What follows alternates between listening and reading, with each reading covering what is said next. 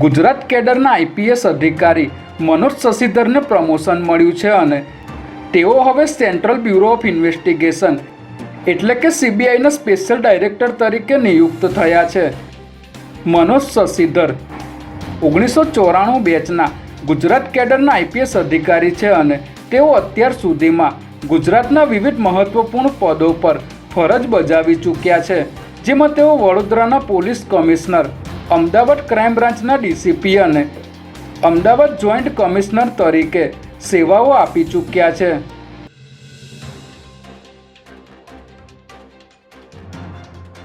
Ahmedabad municipal તંત્રની ઘોર બેદરકારીના કારણે નારોલ વિસ્તારમાં ભરાયેલા વરસાદી પાણીમાં કરંટ લાગતા દંપતીનું મોત નીપજ્યું હોવાની ઘટના સામે આવી છે, જેમાં ગઈકાલે રાત્રિના સમયે એક દંપતી નારોલ વિસ્તારમાં મટન ગલી પાસે વરસાદી પાણીમાંથી પસાર થઈ રહ્યું હતું ત્યારે અચાનક કરંટ લાગતા બંને લોકો નીચે પટકાયા હતા, જે બાદ ઘટના સ્થળે જ તેમના મોત નીપજ્યા હતા.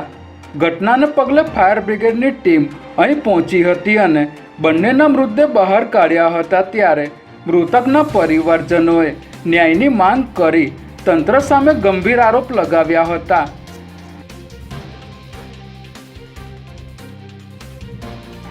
ગુજરાત પોલીસ વિભાગ દ્વારા 3 થી 17 સપ્ટેમ્બર સુધી નંબર પ્લેટ વગરના અને કાળા કાચવાળી ગાડીઓ સામે કાર્યવાહી કરવા માટે ખાસ ઝુંબેશ ચલાવવામાં આવી રહી છે. ત્યારે ગઈકાલે અમદાવાદ પોલીસ દ્વારા આ ડ્રાઈવ અંતર્ગત નંબર પ્લેટ વગરના વાહનો અંગે કાર્યવાહી કરવામાં આવી હતી, જેમાં શહેરના વિવિધ પોલીસ સ્ટેશન વિસ્તારમાં નંબર પ્લેટ વગરના 349 જેટલા વાહનો ઉપર કાર્યવાહી કરી એમબી એક્ટની કલમ 207 હેઠળ તમામ વાહનો ડિટેન કરવામાં આવ્યા હતા.